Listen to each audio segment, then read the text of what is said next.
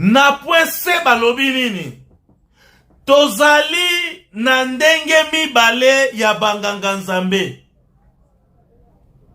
Tozali na ndenge mibale ya banganga nzambe. Awa bisika nyonso biso tozali ezala na Nkamba, na Kinshasa, na Brazzaville, Afrique, Europe, Asie, Amérique, Océanie. Tango tolobi tozali na lolenge mibale ya banganga nzambe, il faut prêter attention na yo na ngai. Ndenge mibale ya banganga nzambe na ndenge nini na kati ya lingomba ya Tata Simon Kimbangu. Tozala na ndenge mibale ya banganga nzambe. Oui, tozali na ndenge mibale ya banganga nzambe. Soki otie tembe landa banzembo ya jeteki okomona ete oui réellement tozali na ndenge mibale ya banganga nzambe. Est-ce que ndenge mibale ya banganga nzambe ezali kaka banzembo mutu elobi yango ou bien mikanda oyo tokotanga ka mikanda na biso ya lingomba pe epesi biso mayele pona koyeba lolenge ya banganga nzambe mibale wana. Na mokanda oyo balobi tozali na lolenge mibale ya banganga nzambe. Awa tozali kokota sikoyo na bozindo ya makambo.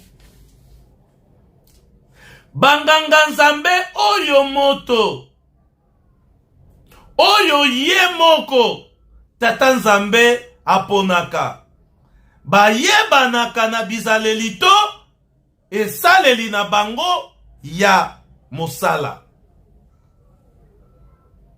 Banganga nzambe oyo ye moko Tata Nzambe aponaka bayebanaka na esaleli na bango pe ezaleli na bango. Wana ezali banganga nzambe ya liboso. Pamba te balobi na biso na kati ya lingomba tozali na lolenge mibale ya banganga nzambe. Banganga nzambe oyo ye moko Tata Nzambe aponi bayebanaka na ezaleli na bango pe esaleli na bango ya mosala. Bongo banganga nzambe mosusu.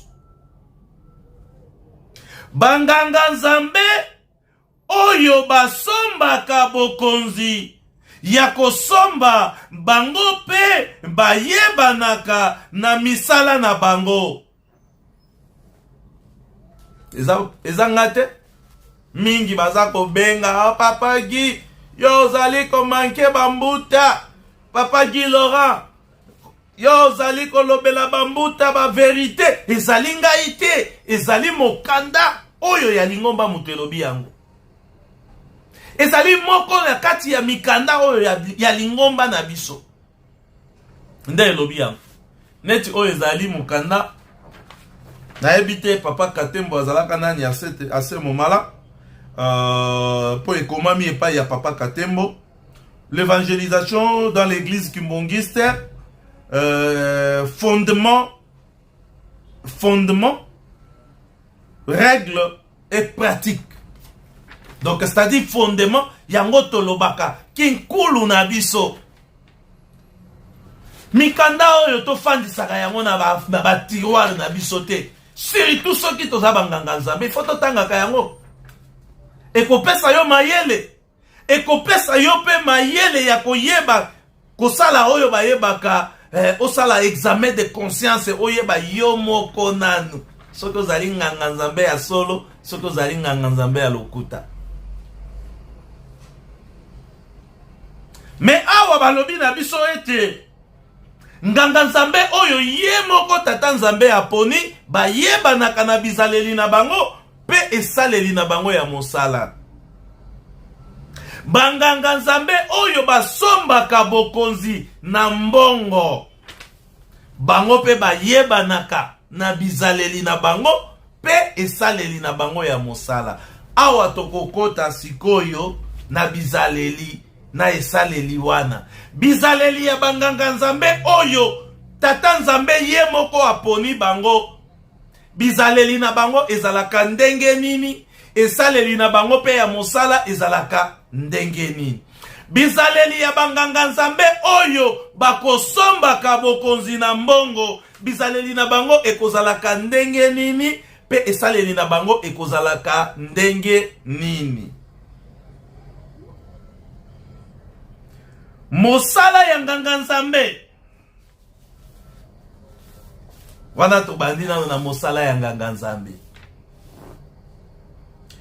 Mosala ya nganga nzambe ezali mosala ya mpasi, mosala ya kobatela milimo ya bato, mosala ya kobongisa nzela ya kondima ya moto, koluka banzela esengeli mpona kobikisa molimo ya bato, kobikisa molimo ya bato ekota na kombo na mokolo ya suka. Wana ezali mosala ya nganga nzambe oyo aponami epai ya ye moko nzambe. Bizaleli na bango na misala na bango eyebanaka. Awa pe bapesi biso mosala ya nganga nzambe oyo ye moko nzambe aponi ezali nini?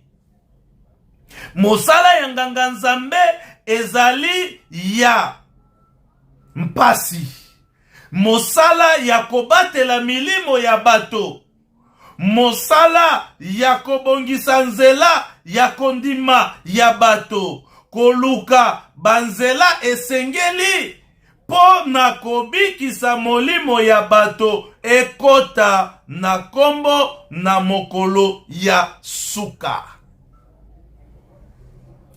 Nyonso oyo ezali kolakisa ete nganga nzambe akoki komipona te, akoki komipona ye moko te, kasi esengeli aponama na ino na ye moko tata nzambe. Mpamba te yende apesaka mosala, ye moko mpe akosala kati ya nganga nzambe. Ye moko pe akosala kati na nganga nzambe. Simande ye kaka tata nzambe akokota na mitema ya bandimi to bambuta po ete bapona. Balobi yango bien. Ye moko kaka tata nzambe nde akokota na mitema ya bandimi pe bambuta po ete bapona moto yango kaka mpona kokokisa. Kasi ye moko tata nzambe akoponaka liboso.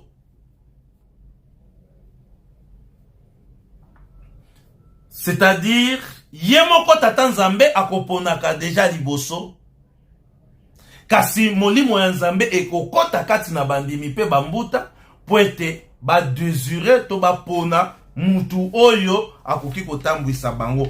Kasi ye moko deja tata nzambe aponaka. Ndenge na yoga kabandeko na biso ya 26 balobaka biso nde toponaki papa. Biso nde toponaki papa Simon Kimbangu. Mais na mukanda ya nzambe ezali koyebisa biso quel que soit processus oyo bino boko amene, mais nzambe ye moko deja aponaka. Po ete oyo nyonso azali na elembo ya tata nzambe, oyo nyonso nzambe apesi ye mission, alika kaka na nzela ya bato. Kasi bato bakoki kobetela yango tolo te. Bato bakoki kobetela yango tolo te, baloba ete biso nde toponaki yo.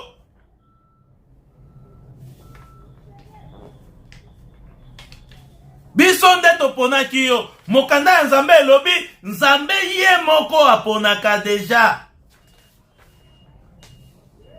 Soki nganga nzambe aponami na tata nzambe te, akosala mosala malamu te. Pamba te eloko oyo tobengi molimo to nguya ya tata nzambe ekozala kati na ye te nganga nzambe wana.